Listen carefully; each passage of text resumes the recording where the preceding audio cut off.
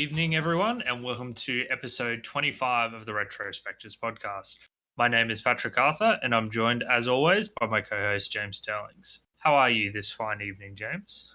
I am very hungover, Patrick. Last night was our work Christmas party, and my boss gave us the company credit card to go ham at the bar, and we kind of overdid it a bit, including himself.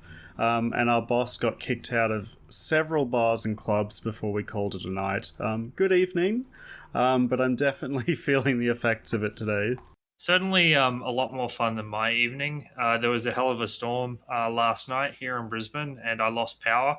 So instead of finishing off Armored Core like I was intending to do last night, I instead had candles and was reading a book, which was far less exciting. I see. Back in the dark ages. Yeah. Luckily, I ground it out today and was able to finish it. So. Yeah, we're a highly professional and organised unit here at the Retrospectives podcast, and as you mentioned, Patrick, this week we're doing Armored Core 1. You chose this game. Would you want to let us know why you chose it? So it was a combination of two reasons. Firstly, one of the people on our Discord, Bruno, kept harassing me to pick it. I think harassing is the correct way of putting it, yes. Definitely a persistent harassment. But the real reason I did this game, unlike many of the other games he suggested, is that Armored Core is by From Software.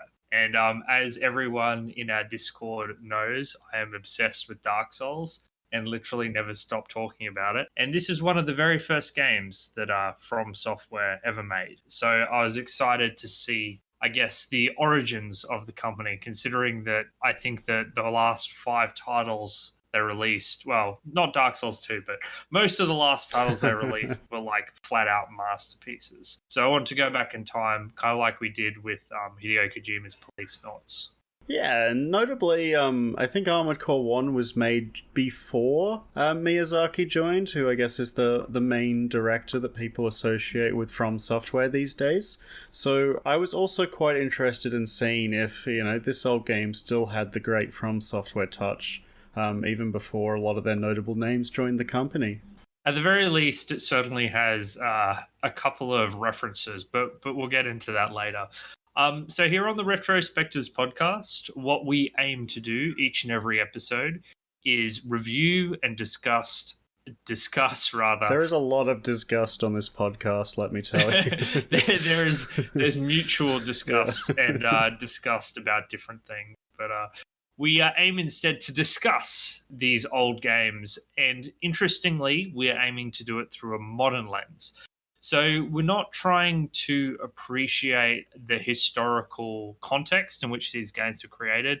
That's not really the focus of what we're doing, because a lot of the games that we do review are, already revered classics. We want to know how fun they are to play today. Have they actually stood the test of time?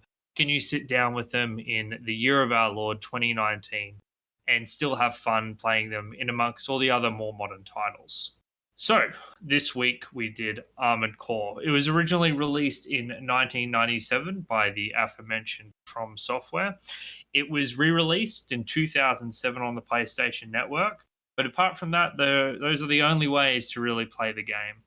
And like we've done a couple of times in the past, we emulated it this week.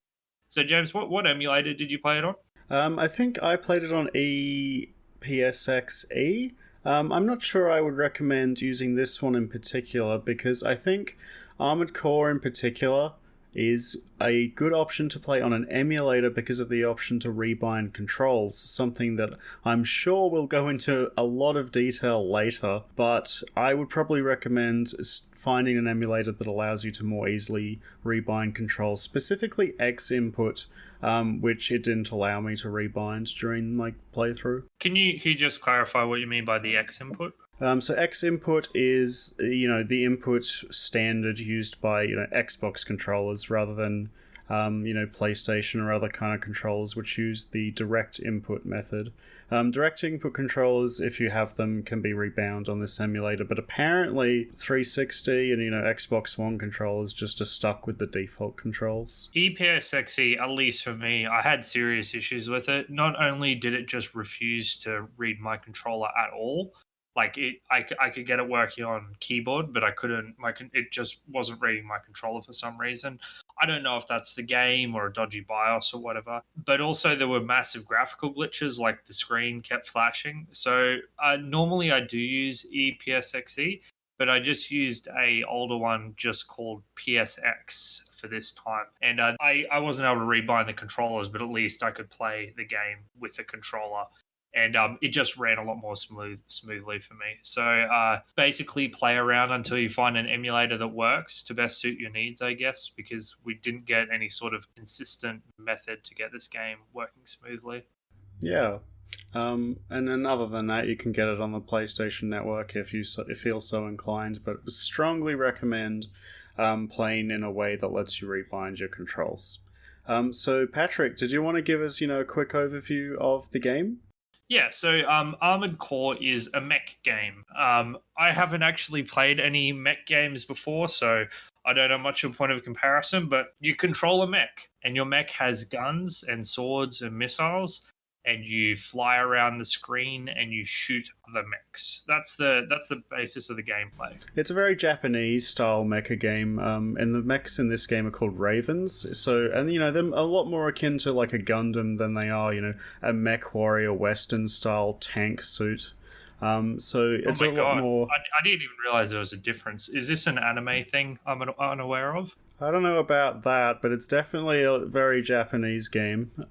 But there's so what's the difference? Can you just explain that for me? Like, as someone who's like pretty ignorant of mech culture, as it were, what's the difference between a tank style mech and a Japanese style mech? Well, generally, Japanese-style mechas are a lot more humanoid in their appearance. They have legs and humanoid-looking arms, and the cockpit's always like a human head, essentially.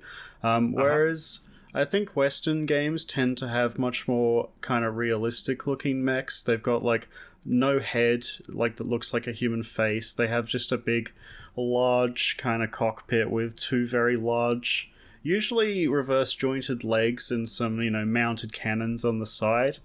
Think maybe Mech Warrior, that kind of thing. Okay, sure.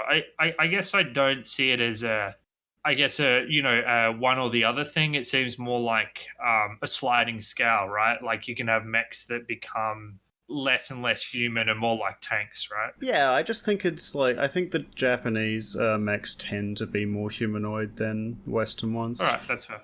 Sorry, I just wanted to. I know that I took that slightly off topic, but I'm just trying to contextualize and understand because just for me coming into this, I'm not really familiar with the broader genre. Like I also know Power Ranger mechs, but that's about the extent of my knowledge. Yeah, absolutely.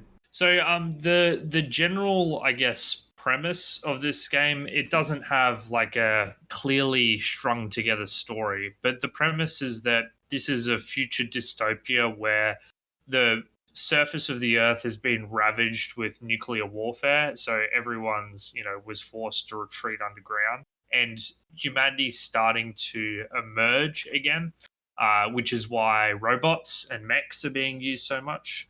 And the world is largely seems controlled by 2 to 3 mega corporations.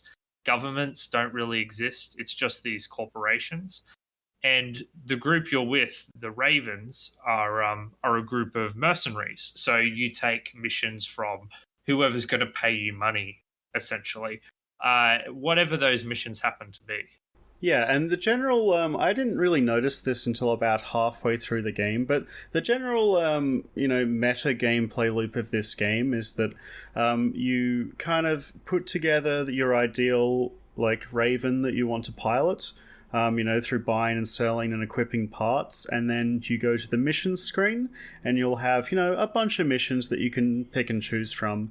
And actually, depending on what missions you choose, I think there's some branching paths throughout this game, through the story.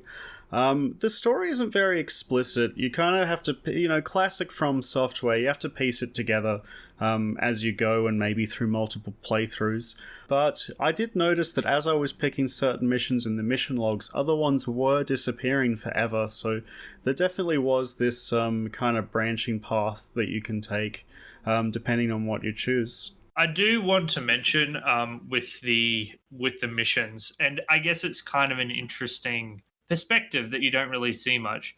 You're not really a hero in this game. You're not even remotely a good guy. Did you pick up on this, James? I think you're just like a dude, like in the middle of this massive conflict sandwiched between these huge mega corporations. And really, you're just doing what you want for money. Like, that's your primary motivation. The kind of the group that you work for is a mercenary group that will do whatever is asked of them for the right price, essentially. But that's what I'm saying. That's where I think if you can read between the lines a bit, it becomes clear that you are not a good guy. Because the way the mission briefs are framed are essentially pieces of propaganda. When you get a briefing from either side, they'll always frame it as if the thing they're asking you to do is a very just thing. Yes. But in the course of playing this game, you do things like kill squatters illegally. One of the missions involves you going to a city and just causing as much destruction Havoc as you can? Yeah, yeah. including killing hundreds and possibly even thousands of civilians through your actions. You resolve worker disputes, like people are essentially having a union strike and they call you in to murder everyone in cold blood. I think that it's pretty clear you're a pretty evil dude, and maybe there's a path through the game that involves not accepting any of these suspicious missions. But I don't really think so. I think that you're just an evil dude who's just killing people for money. I don't know about evil. I'd say closer to the neutral on the scale of everything. You don't really care what you're doing, and you're not like doing it for fun. You're just after like that cash reward at the end of the day. That's still that's still evil. If your guiding moral philosophy is I'm going to kill people for money, including innocent civilians, it's still evil. You're maybe not a evil person with a plan, but you're still evil. Yeah, I mean, obviously by real world standards that is the case. Yeah, but I think in video game kind of like D&D morality scales, this is technically on the neutral side. I think it's technically the evil side on the D&D scale, actually. But I mean, you're not trying to accomplish anything evil. Yeah, sure. if you're killing civilian innocent people for money, that's evil. That seems pretty straightforward to me. Yeah, I mean, like, I agree that the action you are doing is evil, but your motivations aren't like, I want to kill people because it's fun, or I want to take over the world. You're just like a hired gun. You're just a guy. Sure, okay. Like I see what you're saying. You're not like motivated by a particular philosophy or agenda. Yeah. To me, that I would describe a person like that as neutral evil. If we're going to look at the Yeah, D&D no, I can agree with that. That's fine. Yeah. But yeah, I just found it interesting playing this game. And this is something that From Software definitely carried on. That ambiguity, I guess. Sometimes maybe you are the bad guy. The storytelling in this game, I noticed, is nowhere near as strong as in the like later titles. My favorite From Software stories are the ones that are told very environmentally, and this game takes that direction, but the execution just is nowhere near as refined or as quality as their later titles. I found it actually very, very difficult to know what was going on in an overall sense, and there were a bunch of I guess story beats near the end of the game that came out of nowhere, and I really didn't know where they came from, honestly. I think you get a good sense of what the world is like, but in terms of your own personal story, I found it very hazy towards the end. Yeah, and a large part of that is the way the missions are structured. It's just like these random missions. It's like, oh, okay, I'm destroying a fuel depot. Oh, okay, I'm destroying this gun emplacement. Oh, I'm taking on a terrorist group, and you just seem to randomly bounce from one to the other without any overall story, as you said, until the very end. And overall, I don't have a problem with that direction. In fact, I'm actually really intrigued by this direction of just kind of piecing the world together through like what you get from the missions. I just think it needed to be, better, right? Like, I don't think there's any problem with the idea they had. They just weren't able to, fully realize it in this game. Well, I mean, I'm not too sure about that. I think that when you choose to have a bunch of individual missions with nothing connecting them, it can mean that it doesn't feel super cohesive unless there's lots of information and storytelling that you can pick up as you actually proceed through the mission, and that doesn't exist either. It's almost too light a touch. Even Dark Souls has the item descriptions to Yes. help piece together a larger picture. This doesn't even have that. So I think that if they want to take this approach, they needed to put more incidental world building along the way. And I just don't really see that as existing in the way they Yeah, no, it presented it. absolutely doesn't. But there is like the world progresses as you play the game. There are essentially two primary megacorporations that you're doing jobs for, Chrome and Mirakumo.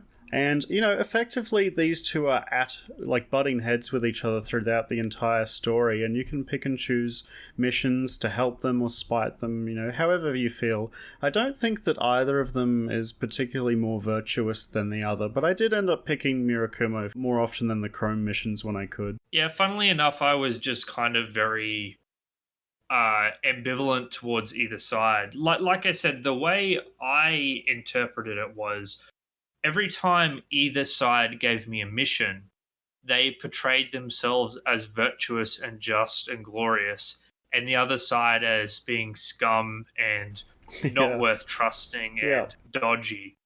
And because of that, I kind of didn't trust either of them. So I was almost picking randomly between them. I didn't have a preference for either one over the other. Okay. So, it's really hard to actually. Usually we give a spoiler warning, but it's actually really hard to spoil this plot because, like, the overall plot barely exists, honestly. There's stuff at the end that I really don't know what happened. But, I actually didn't hate the story of this game. I just thought it could be a lot better than it was. It wasn't, like, offensively bad. I find the general concept and the idea of being this mercenary group sandwiched between all these crazy mega corporations to be quite appealing. It just wasn't handled very well. Yeah, I'm lower on it than you are. I think it was incredibly poorly executed. There were some interesting details in there. Like I said, these hints of dystopia, the fact that you seem to be a bad guy, but it never really goes anywhere. Yeah. And I think that was a missed opportunity. The later takes in later From Software games is far more sophisticated way Much, of telling the much, story. much better. Yeah, So so I think there's some intriguing ideas here, but really they just didn't do anything with it. The story is a very light touch, and it's not great. Yeah. Like you said, it doesn't get in the way of enjoying it or anything, but it's not. It's pretty mediocre. Obviously there's, which we haven't played, more Armored Core games in the series. I actually hope that when I get around to playing, or when we get around to getting to play those titles, that the story takes a similar direction but just does it better. Because I think there could be a lot of fun to be had in this kind of method of storytelling. So did you want to start talking about the gameplay now? Because this is a mech game, and the story takes a big back seat to just running around and shooting things. Absolutely. So with gameplay, I think that the place we need to start with are the controls. Oh my god, yes. This game was created in that weird, awkward time in the PlayStation 1's life cycle before analog sticks had been invented, and because of that, there are some very noticeably big issues with the control scheme. It's effectively a third-person shooter without analog sticks, and this basically means that movement is on the directional button, and looking up, down, left, and right is tied to the shoulder buttons. Like, left trigger looks down and right trigger looks up. The control scheme in this game is incredibly janky, and although you can rebind it to being a bit more modern with, an emulator, the ones we were using didn't quite support that, so we were stuck using these quite dated controls. So what you want to do, as you want to do with all third-person games in the new millennium, is you want to have movement on the left trigger, and you want to have movement on the left trigger, camera control on the right trigger. Easy. You can move your guy with one. You can on the stick, on the left stick, and camera movement on the right stick.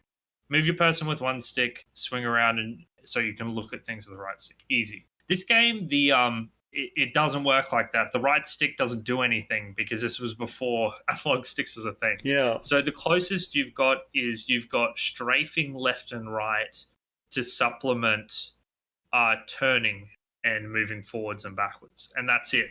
That's your total control over the character's orientation. And you can look up and down with the other two trigger buttons. I'm going to make a bold claim here. These are the worst controls I've ever experienced in a game I've ever played. I honestly, for their time, they're probably kind of impressive that From Software managed to make a third-person game with no analog sticks, but by today's standard, this is just like absolutely painful to control. A huge part of the problem is the nature of the game as well, because it requires quite fast moving and quite a bit of precision. It kind of amplifies the issue.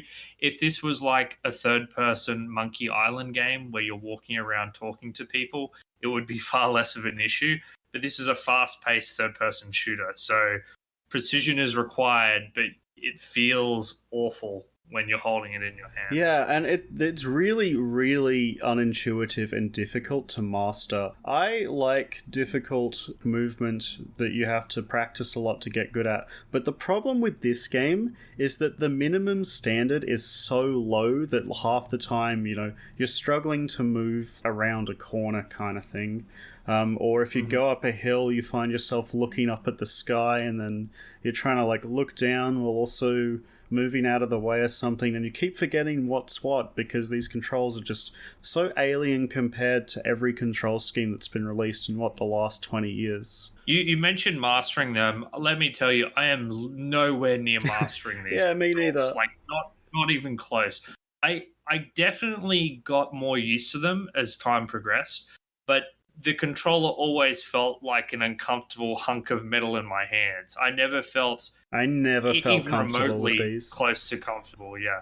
And I watched some YouTube videos of people playing, and I was like, well, clearly there is a level of mastery you can acquire if you spend enough time.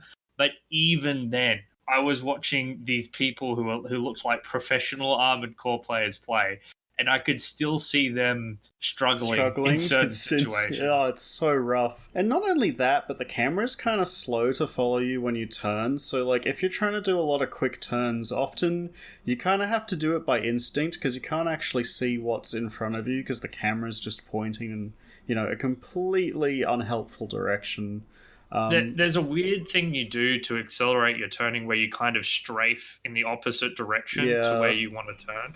And it's like it feels eventually so you wrong. can turn properly, but it feels wrong. Yeah. I wanted to talk a little bit about, I guess, the impact of the control scheme and maybe some of the things that the game does to kind of alleviate its problems. Yes. But the major thing I wanted to talk about is the way in which the control scheme kind of forced me to play in a particular way. Me too. Because I think that the most effective way to play Armored Core is to maintain a mid-range distance at all times. Okay. I don't know if you had that issue at all, but I found that if I got too close into combat with another mech, if it was a fast-moving mech, it was impossible to keep them on screen, right? It's impossible, right? Yeah. So whenever you got in close, you were forced to boost backwards out and resume that mid-range engagement territory. Yeah, one of the first things that I noticed when playing this game is that I really enjoyed, on the first maybe 3 levels, your mech starts out with this energy sword, which does an obscene amount of damage in melee, and I really enjoyed boosting up to things and slashing them and watching them explode. But as the game went on, I noticed that things were getting faster and faster and faster. And like you said, if I get too close to an enemy mech, it zooms around and it's impossible to get the camera to follow it on screen. So that option just disappears unless you're incredibly good, which I was not. Yeah, and you lose track of them and they're in close range, so they're shooting you, and you can't see where their projectiles are coming from, so you can't accurately dodge them. Correct. Against a lot of enemy mechs, getting into close combat is like a death sentence. Yeah. There are some enemy mechs that are specifically weak to close combat, but on the whole, you're right. They get faster and more mobile as time goes on. My favourite part of this game is actually the loadout system, which we're going to talk a bit more in depth later, but I just wanted to give a quick overview before I made my next point. So between missions, you have an amount of money that you can spend on parts to upgrade your mech with, and your mech has like 8, 10, 12 different slots that you can adjust, with 4 different weapon types, like missiles on your back and guns in your hands and swords on your wrist and that kind of thing. And I think there's actually a lot of flexibility here to choose your own kind of playstyle. There's the option to play really fast mobile mechs that jump around all over the place and are really agile, dodging bullets and that kind of thing, or you can play like slower, really heavy, tankier mechs. And I really like games that let you choose your own playstyle. I think it's really fun. The problem with Armored Core 1 is that I found that the poor controls, the bad camera, really disincentivized me from picking probably the more fun playstyle, which is the fast, speedy, dodgy kind of character.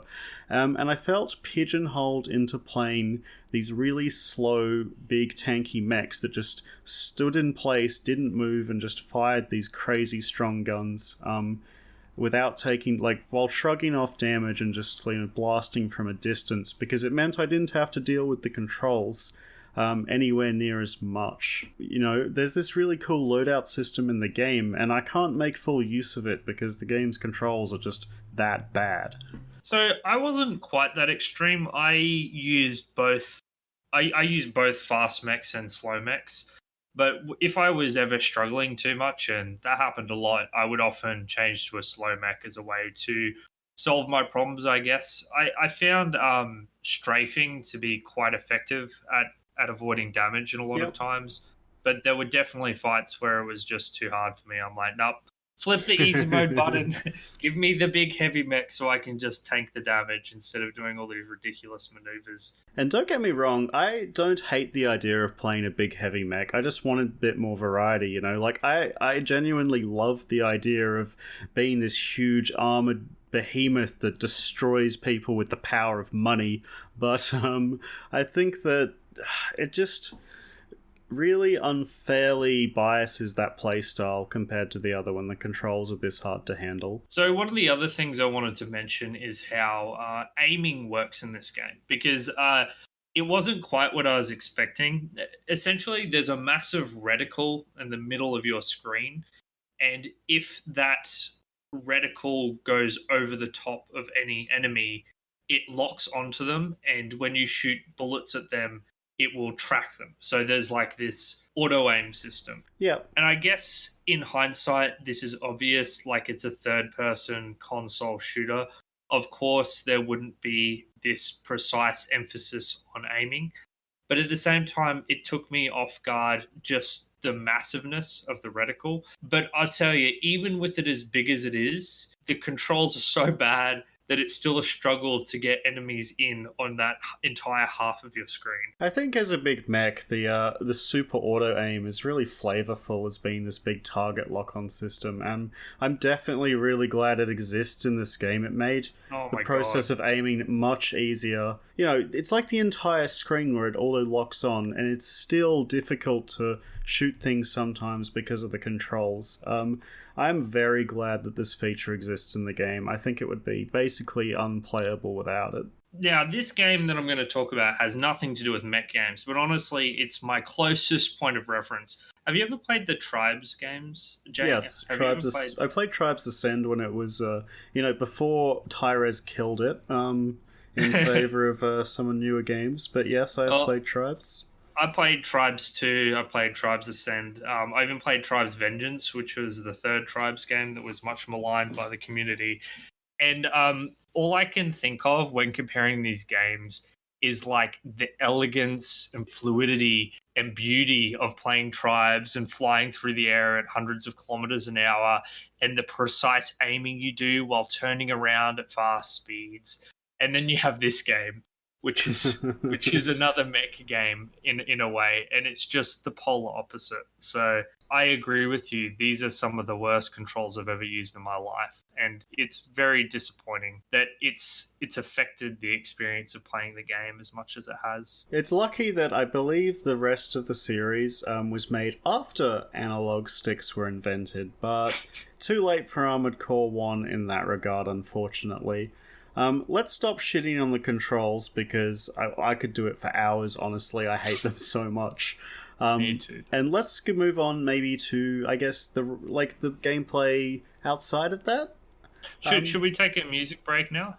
Yeah, sure. Did you want to tell us about your favorite track? So, spoilers for the music part. I'm kind of down on the music overall, but this is one of the tracks. This is probably my favorite of a bad bunch. It's called Junk Mail. I liked it because most of the music is kind of this repetitive techno beeps and buzzes with some snare drums. It's almost like drum and bass, but not quite, I'd say. It's very percussive, yeah. With a lot of beats. It's just and without boots. the bass. It's got like these retro computer noises instead of the bass, I guess. Yeah, drum and beeps. This one, Junk Mail, it has some higher tone twangs, so it stood out for me as being ever so slightly different. So here is Junk Mail.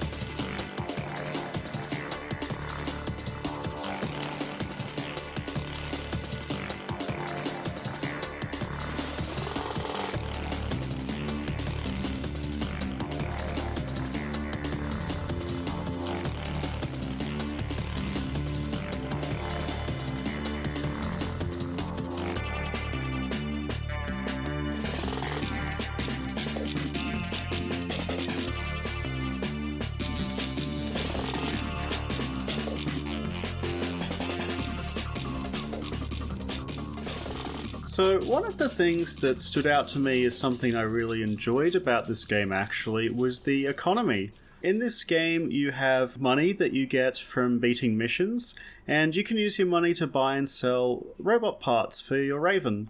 The money is awarded to you in a few different ways. So, if a mission says you get 30,000 credits for beating it, you do, but at the end of the mission you also lose money for how much damage you took, and also how much ammo you used, which to me, makes perfect sense flavor-wise, and I thought was actually a really good way of punishing the player for taking too much damage, without just having the player have, no health and die and have to redo the mission a lot of times. You really do feel the squeeze if you aren't careful with your ammo. And if you aren't careful with taking some, stray enemy fire. And I actually really enjoyed thinking about how much money I was going to get at the end of each mission and trying to conserve my ammo, as much as I could. It was very well done, and as you said, very flavorful for a mercenary company to care so much about every single bullet fired. It's worth noting that there's also bonuses that you get for completing optional objectives. And I always tried to pursue those bonus objectives because money is so important. Money is everything in the world. Everything in this universe, yeah. Yeah. Yeah, and if you get enough of it, you can absolutely, as I said before, just plow through enemies with the raw, supreme power of money. And it's so good. I like it because you can, when you go to choose your loadout for the coming mission, every gun, the ammo for the gun costs a different amount, and if you're struggling with a mission, you can take these crazy missile launchers that cost so much per every rocket you shoot, but they absolutely decimate enemies. But obviously the trade-off is you lose a lot of money in the long run. So I really liked that trade-off of there's the best weapons, but there's a very big downside financially to using them. Economy-wise, the way it works is that you get money, but you can also do this thing where you sell your old gun and get a new gun instead of just acquiring an ever-increasing arsenal. Yeah. And I did that all the time. For most of the time, I didn't have 3 head parts and 4 different guns. I had one or two guns at most because I'd always sell the old one and buy the new one.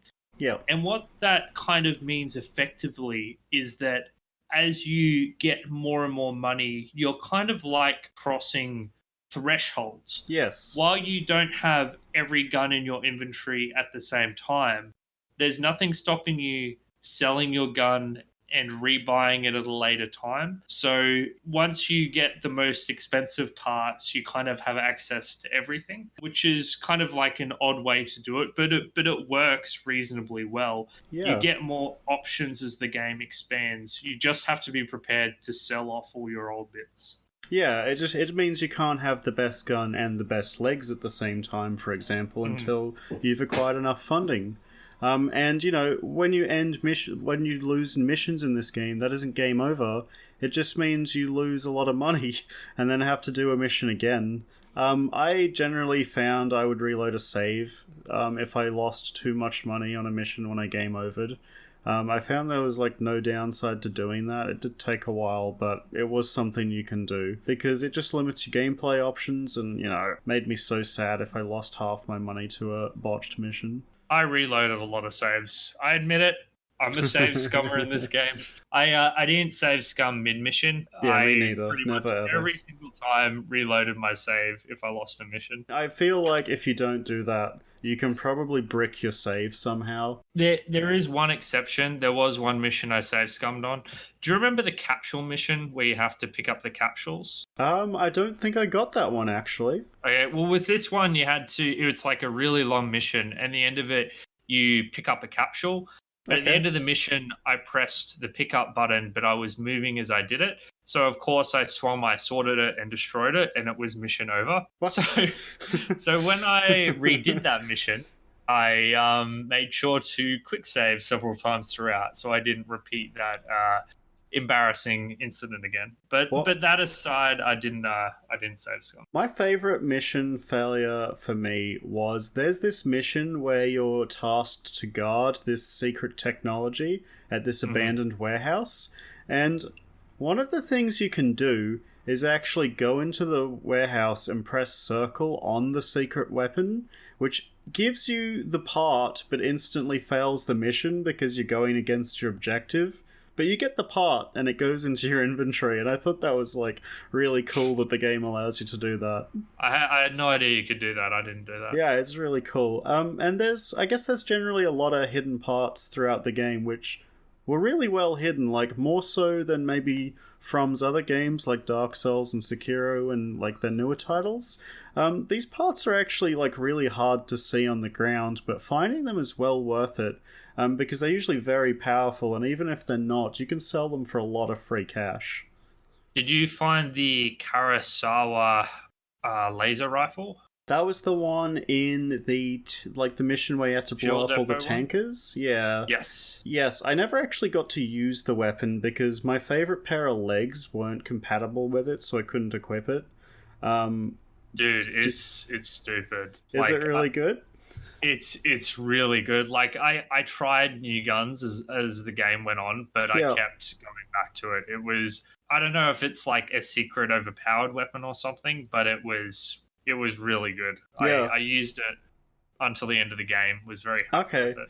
Yeah, I liked the energy weapons because the idea is that they don't cost ammo to use, but they're generally like a little bit weaker. Maybe not in the case of that gun, but I generally found that the physical shell weapons were really powerful, especially there's this pair of arms that can't hold guns, but instead the arms are like a pair of Gatling guns. Yes. And they just shred through enemies, although they do use ammo quite quickly. I will make a note on the way the different parts are presented to you. It's very information light. It kind of just has the name of the part, and the name of the part very rarely gives away what the part actually does. So if you want to know... There is a button you can press for a bit more information. That would have been useful to know about. Oh my god. See, I was just consulting wikis. So I was like, all right, what does this part do? What does this part do? How extensive is the information it gives you? I wouldn't say it's super extensive, but like it's enough that I didn't need to look anything up online, basically. Sure. I found that It's like kind of vague, but enough that you know what you're getting into. So I found that it encouraged experimentation. In my experience. I'm the kind of person who wants like all of the information. I want you to give me as much as you can, and that helps me make an informed decision. So the even if there was only a little bit of information, more than I was aware of, it still probably wouldn't have been enough to satisfy me. I want to know what I'm getting into if I'm going to drop, $50,000 cash on a component. Yeah, but you can sell everything back for full value like all the time, so there's no reason to not just give something a go. James, I had to kill so many workers who were being underpaid and poorly treated. The least I can expect is some specs on the technology I'm getting. Yeah, I guess so.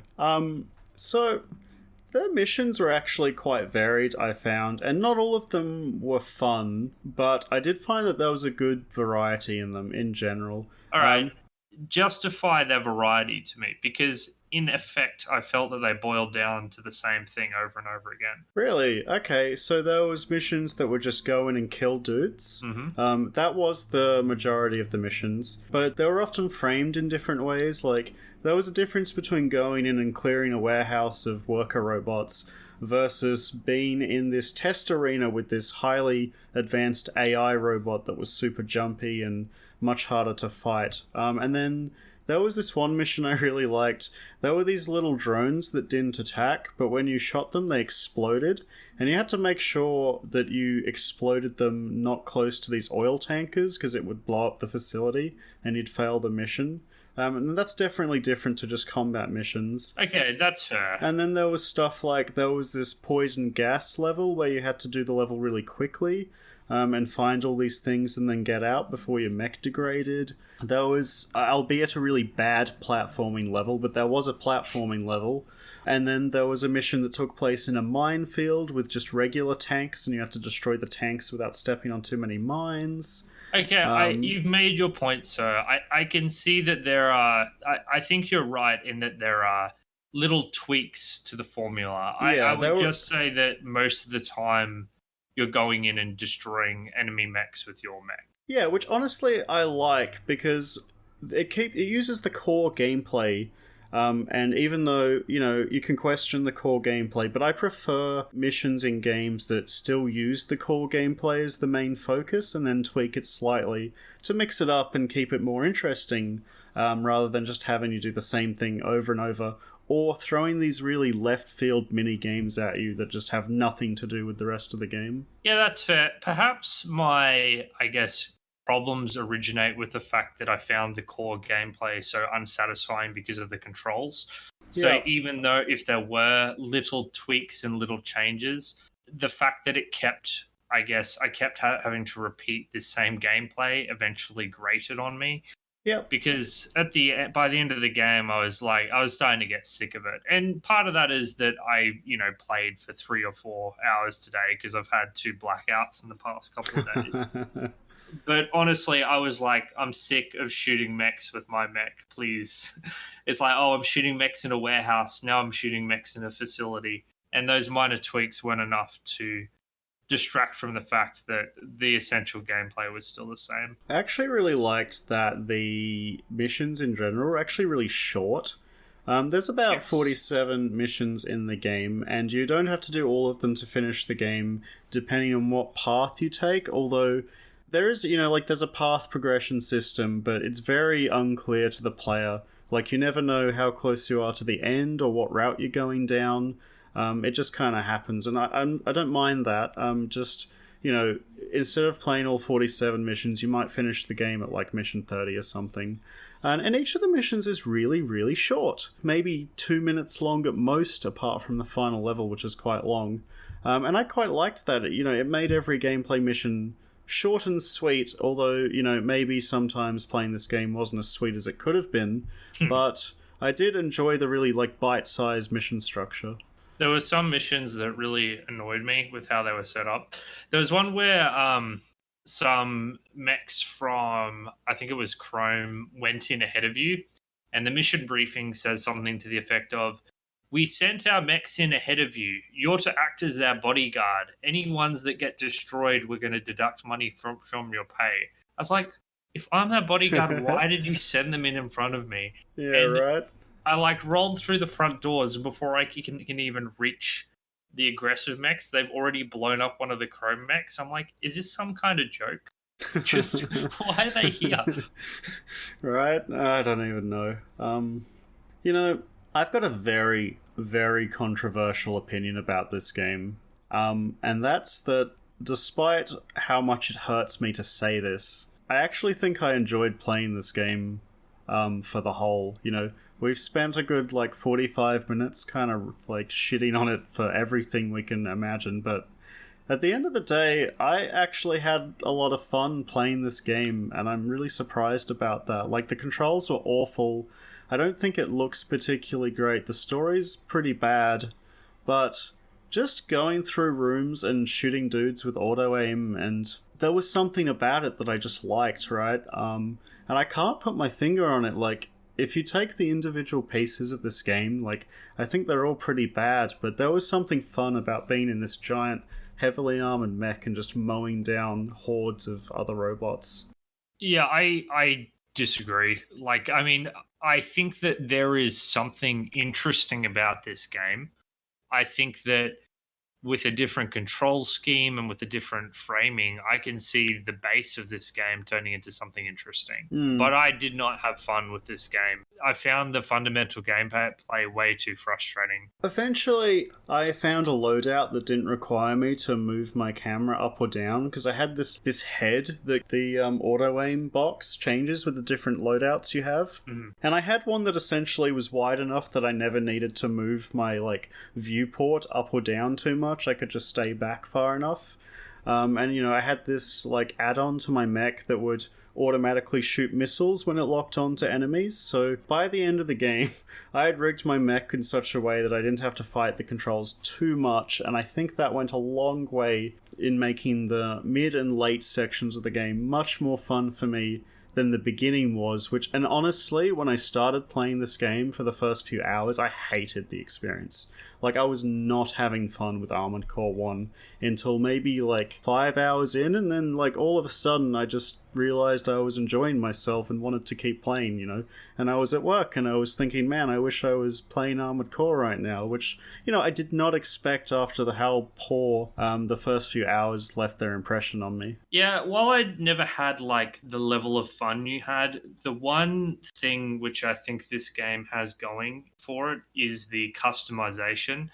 There is an incredible level of customization here. Yeah. And I know you didn't get the full use out of it because you were more inclined towards the heavy mechs. But I felt like I was playing a lot more with loadouts in as a way to try and have success on missions. I struggled a lot with this game. It was kind of frustrating because I wanted to get good at, I guess, controlling my mech. And I never felt like I was really good at controlling my mech because the controls were just getting in the way. So the thing I did to try and win missions was I tried to get the best mech loadout. So Yep. there were missions where I wanted the AoE of a grenade launcher or a flamethrower to deal with those bugs. I don't know if you fought the bugs at all, but Yeah, I did fight the bugs, yep. yeah, I wanted those sort of guns and that missions. There are ones where I wanted the machine gun. There were ones where I wanted tanky loadouts versus mobile loadouts. And I messed around a lot with it. Half the time it says, insufficient energy and you can't even, Yeah, that's combine because you certain made your mech pieces wrong. together. Jeez, Patrick. I know, but that's what I'm saying. It's a good thing. I spent a lot Yeah. of time messing around in the customization options. I would have preferred if I didn't have to, if I could just, get good with the light mech and fly around like an idiot. I did that a little bit because, Yeah. this is a game where it's much more about your ability to avoid damage than effectively deal it. Yep. So sometimes I'd be strafing and boosting correctly to dodge enemy fire, but eventually I'd come across someone too mobile. They keep closing into close range. I'd get frustrated and I'd change to a much more tanky loadout. Yeah, So my loadout was always I drive up to this guy, I stand in place, I hold the fire button, he explodes. Because I was just wearing the tankiest possible armor at all times, basically. And I did have a fairly mobile set of legs on. There's these like quad legs, kind of, that let you hover around, and it makes it a lot easier to strafe and move around quickly, I found, on the ground. And I did use those for the majority of the game. But in general, I agree with you, right? I think that the customization in this game is by far the best part of Armored Core 1. And in fact, I think it's really good. You're really rewarded for reading through the mission briefing, seeing the enemies you'll be fighting, and then going into the customization garage and picking a loadout that isn't advantageous to you. But it's not so rigid that you will 100% lose the mission if you don't pick the right loadout. It's more that's a good point. Yeah, it's more like you get some bonuses and it's easier. Which I like, because it means you're never going to fail missions because you were too stupid or you couldn't read real good. So I really like that balance that they've struck here. You know, you're definitely rewarded for picking your parts carefully, but, you know, it's not going to be impossible if you don't do it. And I found that there was enough variety here in every single part slot that I had a lot of fun every time I changed and was trying out new things. It's funny, you say if you read ahead, you can figure it out. In practice, for me, I would go into a mission, I'd fail it, and then I'd use the information I got from the failure to retech more appropriately for the mission. It was a trial and error sort of approach I used. I never felt like I could get quite enough information to be properly prepared, particularly since a lot of it's, it's like you're facing this kind of mech. I'm like, I don't know what that means, and I'm not going to look up a wiki to confirm what that means. Yeah, in general, if I saw flying units, I made sure to have auto-aim missiles equipped, and lots of them, because they're flying enemies are so annoying. They're so annoying if you don't have the right gear, so I specifically looked out for those. And then, theoretically, you can use the trigger buttons to look up and down. But no, I'm not doing it. I know, right? Like when everything else is so difficult to control your mech, also trying to tilt up and down is just so painful. Oh my god, I just want analog sticks. And yeah, if you're gonna play this game, get an emulator where you can rebind the looking up and down to the right analog stick, because you can do that. And I think it would make playing this game a lot more fun than it currently is. Did you want to have one more music break and then we can go into aesthetics, like music and Sounds graphics? Good. Yeah. So I'm not as low as Patrick is on the music. I thought it did an okay job of establishing, the genre and the tone that it's trying to go for. And as we said before, it's kind of like drum and bass without the bass, and instead lots of robot beeps and boops. And I found, actually, listening to it during gameplay, I thought it was pretty mediocre, but, on reflection, the soundtrack isn't that bad. In some cases, I think it's quite good, like in this case, which is my favourite song in the game, called Integrity, and it has this really nice kind of piano throughout the piece, which really makes it stand out from the other very percussive tracks. So here's Integrity.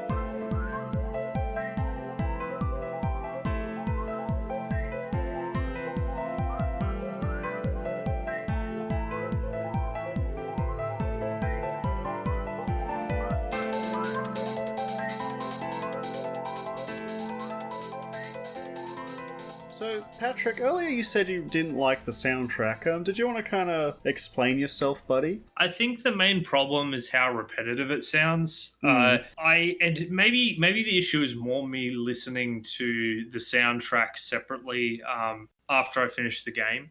Because honestly, I didn't really notice it too much while playing the game, except I remember being vaguely annoyed by some tracks. But when I tried to listen to the whole thing together, I was like, I don't want to do this. Like, this is This is worse than Beautiful Joe, which I criticized last week for not having enough variation. I can't pick a single track and match it to a single level in this game. It all just blends together in this endless mush of drums and techno beats. It's not unbearably bad, but I didn't enjoy it at all. I don't want to listen to it again. I'm done with Armored Core's soundtrack. Honestly, I think the thing that made it not stand out for me was that the missions are so short and that the missions are so loud with explosions and gunfire and mech boosters and that kind of thing. It's actually really hard to hear it over the cacophony going on in each level. So honestly, when I finished the game, I was trying to think, and the only track I could remember was the menu music, which is drilled into my head from listening to it for so long, and I strongly dislike that track now because I've heard it too much. You're probably the same, right? Well, I was going to say, I think part of the problem is, to me, this is not a particularly atmospheric game. When I was playing it, I didn't really get sucked into its world. And I've realized over time the importance of music in setting atmosphere. Yeah. And I don't know if it's the poor music or other aspects which failed to create this sense of atmosphere, but now I associate them with one another. I feel if a game doesn't have, I guess I'm blaming the music, I guess, in part for failing to set an atmosphere. And I think it's a failing of the music. So I don't know, man. Once again, I'm a music pleb, I fully admit it, but this is one of the weaker soundtracks we've listened to on this show. No, I think it's one of the weaker ones as well.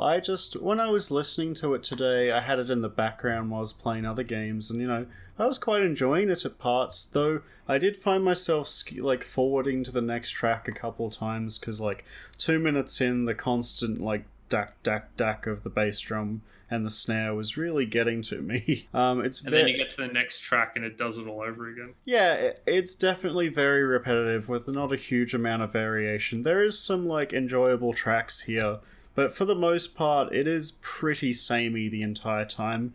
And the recording quality is pretty dated at this point. It's not particularly high bitrate stuff, so it doesn't even have that going for it. So overall, I'd say it's a solid mediocre. Mediocre minus. Mediocre minus. It's worse than Banjo-Kazooie. So I guess this brings us up to visuals. This game is pretty ugly as well. I want to say more nice things about this game, but I'm, struggling at this point, especially the outdoor areas that are just a huge stretch texture on the floor with some really ugly copy-pasted tree sprites.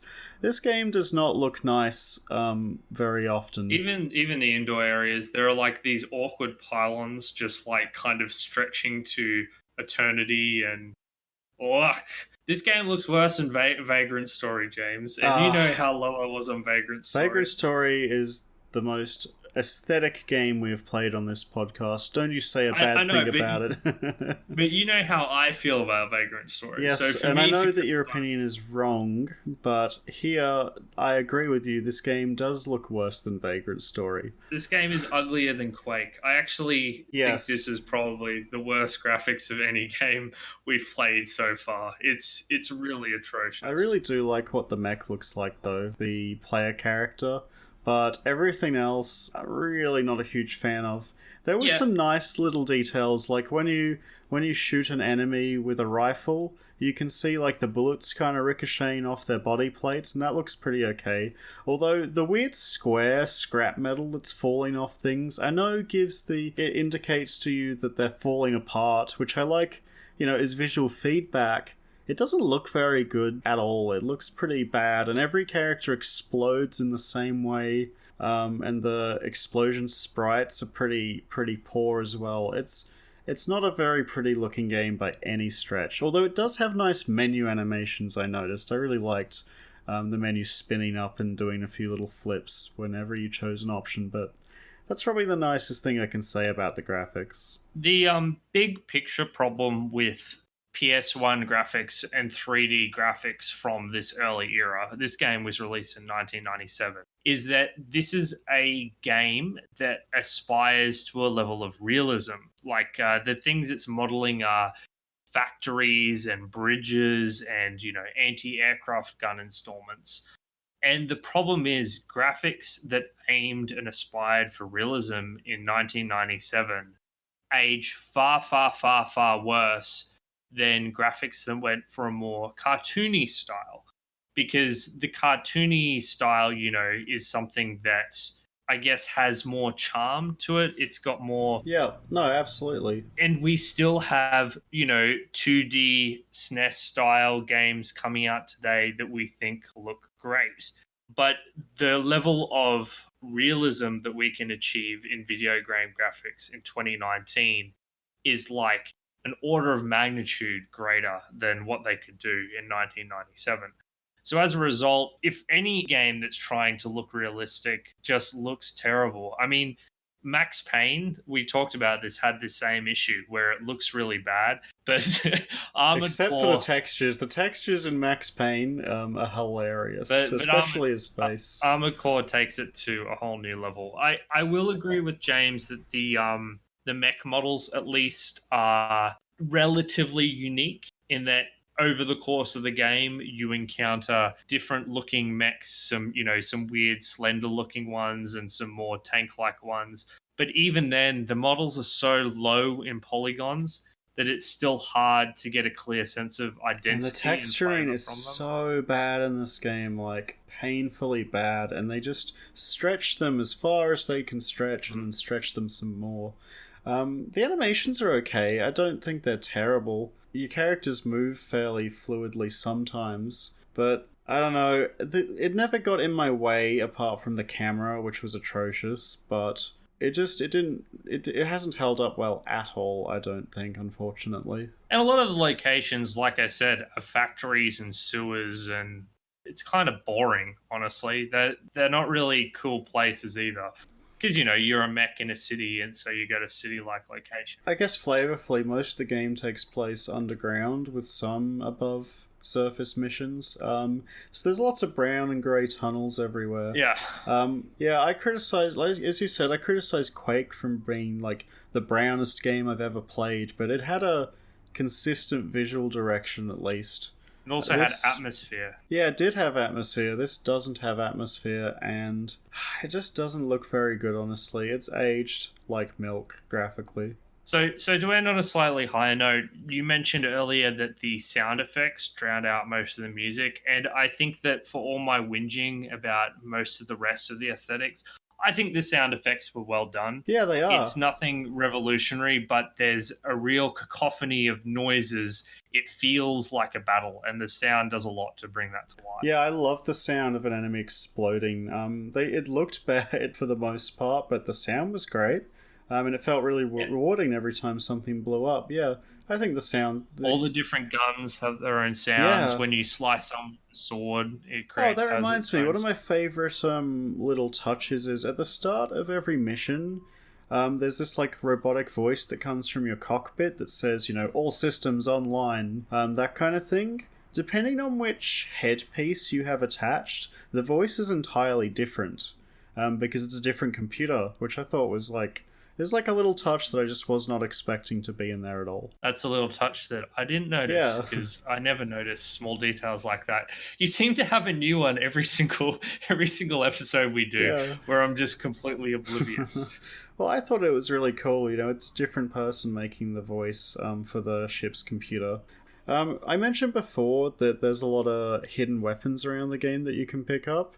This is the biggest downside of the graphics because, like, the guns are brown and the ground is brown and you just can't see them. And there's no highlights on them. There's nothing indicating where they are. I reckon I would have walked over a bunch of them without knowing to press circle on them because they only pick up if you press circle. There's no prompt. There's no nothing. They're just incredibly hard to see, and I really disliked that because I love going out of my way to find things. Oh, right, graphically. Sorry, I thought you were talking about them in a general sense. Yeah, I agree. They're basically invisible. Yeah. Did you end up getting the Moonlight Greatsword? No, I didn't. I never actually did that mission through the playthrough of the story, and while I could have picked it after I'd beaten the story, I kind of had my fill of the game at that point. Yeah, I wanted to get it just because this is the first appearance of the Moonlight Greatsword, and it appeared in every subsequent From Software game ever made. Yeah. One other neat reference I saw, one of the missions is called Stop Gang Dark Soul. I don't know if I saw that. I don't know if you got that one. I can't believe. And I was like, haha. Yeah, it's really cool how this game references Dark Souls. Yeah, I mean that's it. It's just Stop Gang Dark Soul, and I'm like, so that's where they got the name of the game. Anything else you want to cover, James? I reckon we've done most. Yeah, I think we've covered basically everything about this game. So did you want to wrap us up with your final opinions of Armored Core 1? I would be delighted, and let me apologize to you, Bruno, but this game sucks. Like, I think that if the control scheme was better, that I could have enjoyed this game a lot more. And honestly, if they just fixed the control scheme, I can imagine myself having way more fun with this game. But the problem is, everything kind of like a lot of the problems, they all organically emerge from the control scheme. Like you said, like the fact that we used heavy mechs and the fact that the aiming reticle is huge. It's so fundamental to the game that I don't know if there's a version of Armored Core 1 that I could enjoy. What I will say is that there's enough kind of interesting bits and pieces throughout this game. Like if they were to refine the levels, if they were to improve the storytelling, if they were to fix the control scheme, if they were to make the game look better and improve the atmosphere, if the music was slightly better, I can see there being an enjoyable Armored Core game out there. So I'm kind of intrigued by the sequels, Armored Core 2 and 3, and however many more they are, to see if they improve on these core issues. Because I think that it is possible to have a good Armored Core game, to have a good arcadey mech shooting game. And I'm particularly interested if there's a version that emphasizes the more actiony style of this game, because there were small glimpses I had while I was kind of like boosting around and dodging enemy fire, where I was like, this could be a lot of fun, dodging in out of melee combat and swapping weapons and everything. But Armored Core 1 is not fun. Like it's just too ugly and it's too awkward to control. So unfortunately, I can't recommend this game. It just wasn't fun. But I am interested in the broader genre, and I can see myself definitely giving the sequels, or maybe, I don't know, Mech Warrior or other titles in the broader genre another go. Because at its essence, there is something intriguing about this title. Yeah, you took the words right out of my mouth. Like, if I was to sum up my feelings about Armored Core 1, it is that Armored Core 1 makes me want to play more Armored Core games, but it doesn't make me want to play Armored Core 1 again, if ever. I really think that this game has good direction. What it's trying to achieve is good. The idea of having missions that vaguely tell you this pieced together story bit by bit is great. The economy of this game is great. The customization's really fun and intriguing. I love finding like hidden weapons throughout levels and doing these really short and sweet missions with this super speedy fast mech where I get to dodge out of combat and fly all the way about and, just make the game my own through customization. But this game's controls just ruined the entire thing for me, honestly. I did have fun once I managed to figure out, how to ignore the controls by basically not using them and just having my mech sit there while I held the fire button down and things ran at me. But just can't overcome how bad the controls are, how bland it looks, and how, just under average the sound is as well. I don't think this is a great game, and while I did have fun at lots of points throughout, I can't tell somebody else to play it when, there's like 5 sequels to this game. I don't think there's a reason to play the first game over any other game in the series, and I haven't even played them, but surely with the introduction of analog sticks, they would be better than this. Yeah, that's kind of how I feel. Like, I haven't played the sequels, but I just get this feeling that they must improve upon this. Yeah, like, how could they go right? backwards from this? So yeah, a big no-no from both of us. It's not awful. If you really want to play it for the historical value, try one of the other games first. I'm sure they would be a lot of fun because, this game gives you glimpses of something that's really fun, but just fails to deliver on its promises. Okay, so I'd say that about wraps up our opinions. We both think the game sucks, but maybe there's potential in future titles. Who knows? Thank you so much for listening to us today. We are the Retrospectives podcast, Patrick Arthur and James Turlings. You can find us at rspodcast.net. Not only do we have all episodes uploaded there, we also have heaps and heaps of articles related to all of our episodes. So you're sure to find at least one that piques your interest, or at least I hope so. You can chuck us an email at retrospectivespodcast@gmail.com, or you can send us a tweet. Please follow us at reppodcast. Most importantly of all, above and beyond all that other social media rubbish, we have a Discord server, and we'll include a link to that Discord server in the show notes. We would love if you would drop by and join the conversation. We have constant conversations and admittedly arguments about all video games, old and new.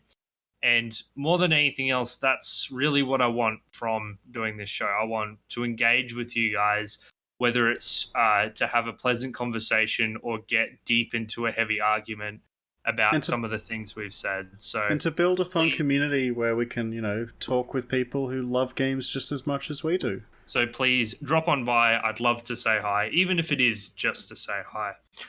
So that's all the plugging out of the way. It's time to talk about what we're doing next fortnight and into the new year, because we're coming up to Christmas. James and I have decided we're going to have a bit, but we've got one more episode before we take a fortnight off. Do you want to tell everyone about our special episode for the 28th of December, or whenever it is we're releasing it? Yeah, so we're going to have a super special episode that's going to be the best games that we've played this year on the podcast, and maybe even, in general. So it's like a best of episode where we get to talk about our favourite games that we've played on the show up until now, and we're going to have a lot of arguments about this. I'm looking forward to it. Yeah, we'll break down we'll break it down into a bunch of different categories, and we'll tell you the best and worst games that we've played so far. So it should be fun. It'll be a fun review. I've certainly played more games this year than I have in my entire life. Right? So, yeah, it's crazy. And if you want to give us some categories, maybe some fun questions, then, send us a tweet on Twitter or come join in Discord and let us know. We'll be happy to, ask each other some, real silly ones for the episode. But until then, thank you so much for listening once again, and we'll see you in a fortnight. See yous.